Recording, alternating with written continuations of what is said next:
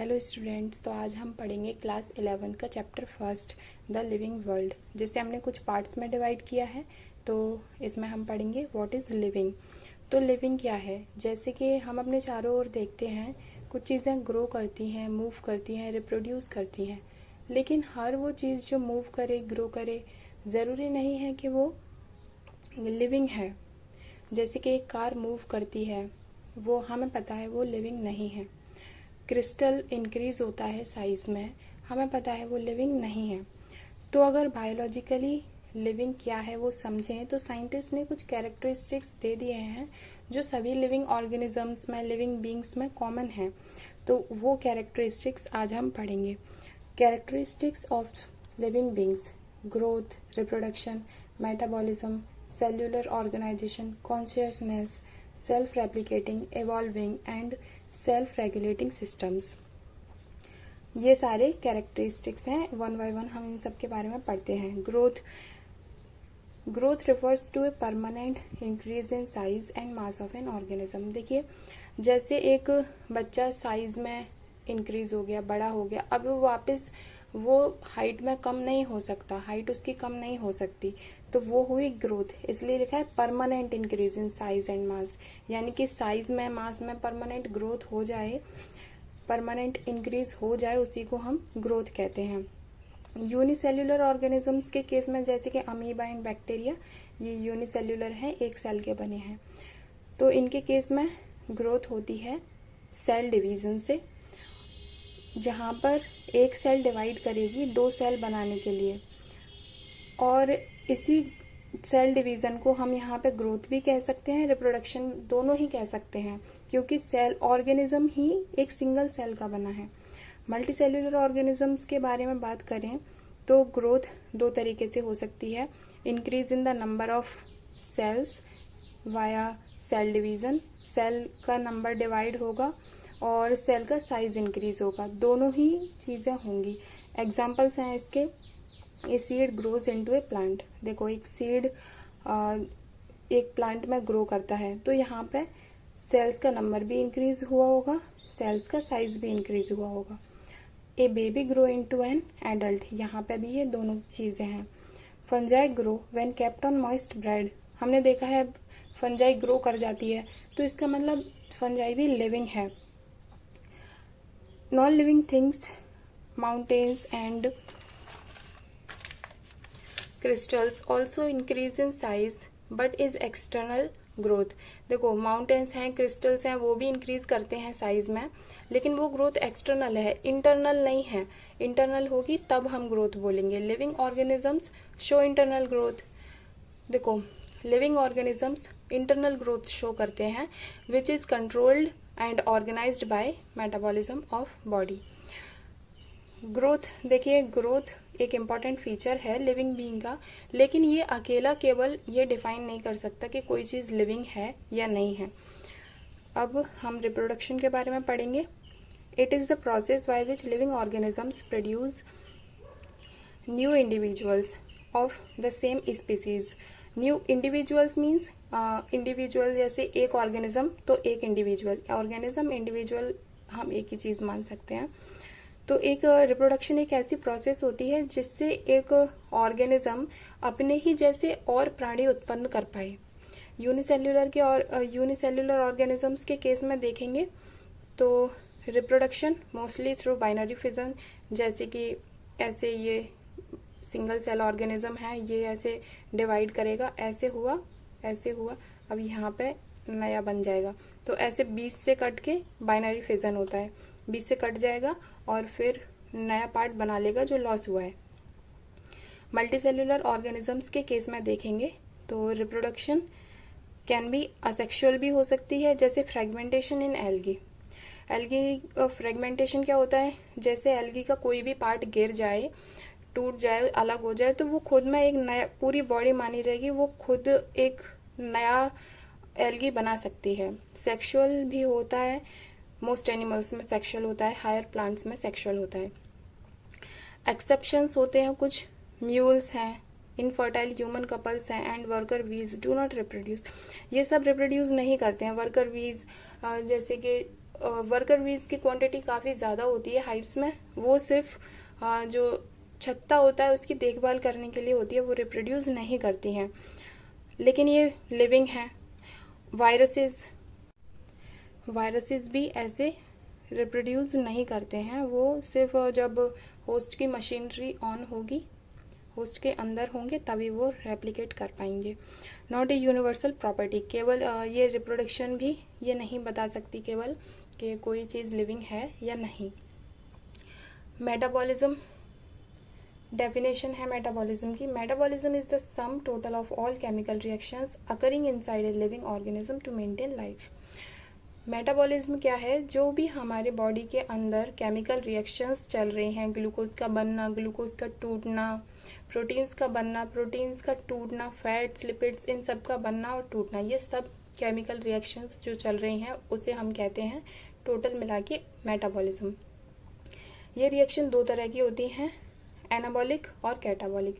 Anabolic में क्या होता है? Building up complex substances from simpler ones, जैसे कि छोटी छोटी चीज़ों को जोड़कर एक बड़ी चीज़ बनाना, वो होता है एनाबॉलिक। जैसे कि प्रोटीन्स बनती हैं अमीनो एसिड से, जैसे मानो ये एक अमीनो एसिड है, ऐसे ही अब बहुत सारे अमीनो एसिड अगर जुड़ जाएंगे तो ये बन जाएगी protein. Catabolic reactions breaking down complex substances into simpler one, इसका जस्ट अपोजिट होता है। ये बड़ी चीज़ों को तोड़कर एक सिंपल सी चीज़ बनाना, वो सिंपलर छोटी छोटी चीज़ें बनाना, ये होता है कैटाबॉलिक। जैसे कि ग्लूकोज का ब्रेक डाउन होना रेस्पिरेशन के टाइम, क्योंकि उस टाइम हमें एनर्जी चाहिए तो ग्लूकोज तोड़ना पड़ता है।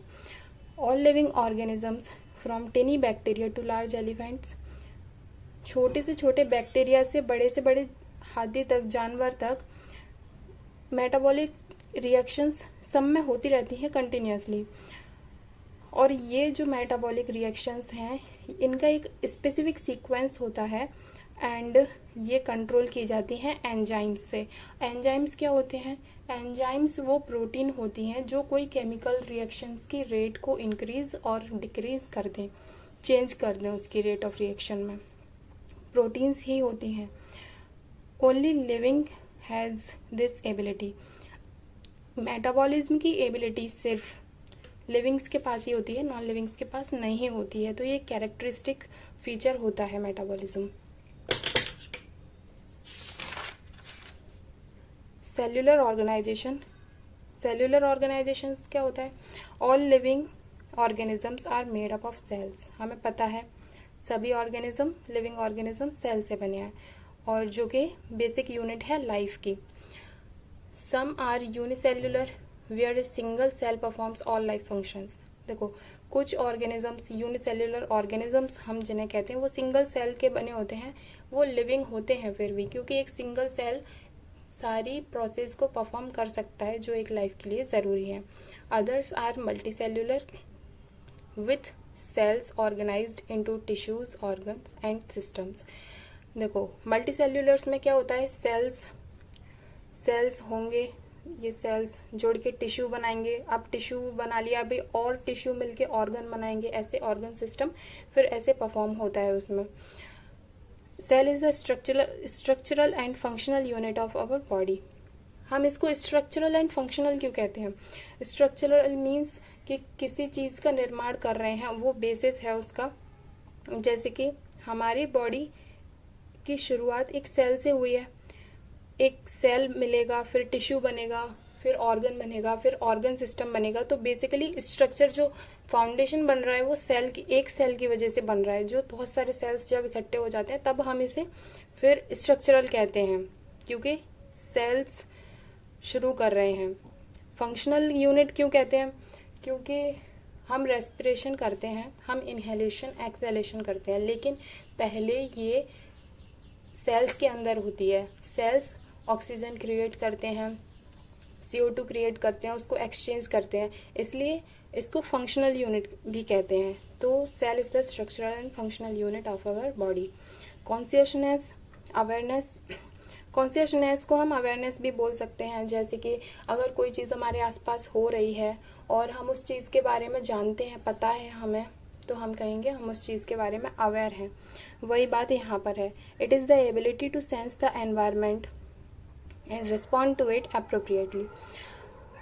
कॉन्शियसनेस एबिलिटी होती है कि कोई ऑर्गेनिज्म एनवायरनमेंट को सेंस कर सके और रिस्पॉन्ड कर सके अच्छे से।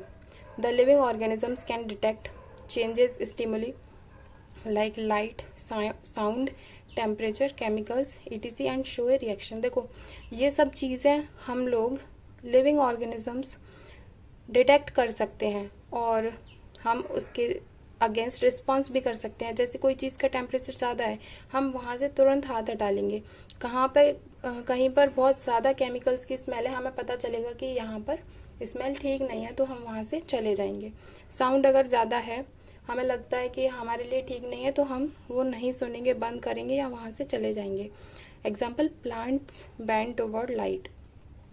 जैसे सनफ्लावर होता है, सन की तरफ उसका फेस रहता है, इसको हम फोटोट्रॉपिज्म बोलते हैं। Humans pull back their hand from a hot object. जैसे कोई गर्म चीज़ से हाथ लगाया तो हम उस हाथ को हटा लेंगे। ह्यूमन्स हाथ हटा लेते हैं क्योंकि पता है ये चीज़ हार्म करेगी। अभी self replication, evolution and self regulation. Livings have ability to. Livings के पास कौन सी एबिलिटी होती है? रेप्लिकेट देमसेल्व्स, यानी कि रिप्रोडक्शन कर सकते हैं। Evolve over time, changes in genetic material across generation. देखो जेनेटिक मटेरियल क्या होता है? जो हमारा टोटल डीएनए होता है ना, उसको ही हम जेनेटिक मटेरियल बोलते हैं।